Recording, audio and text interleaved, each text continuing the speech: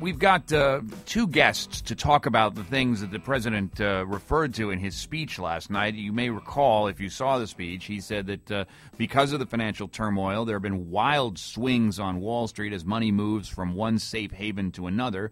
And there's also been a freeze on credit, which has affected small businesses. In fact, the Financial Times this morning reports that $100 billion in hedge fund money in the last few days has gone from stocks, where it usually is, into money market accounts, which is unprecedented and very, very unusual. Joining us to talk about...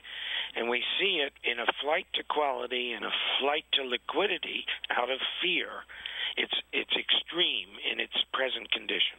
And if it's fear of investing, there's also fear of lending, Jim Svets, and you're noticing that at Muddy Cup, right? What problems have you been having? And we're doing well, and even in this economic climate, we're hunkering down, and we're going to get through this.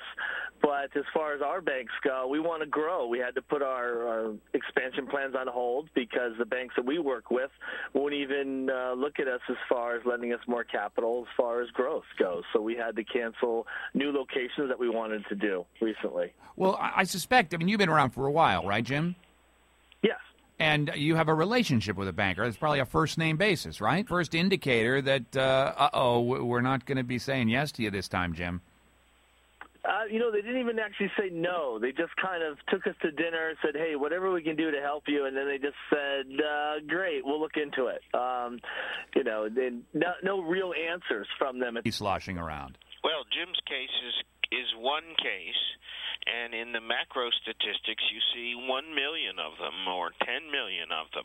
And in fact, the credit markets, the credit operations in the United States have nearly come to a halt.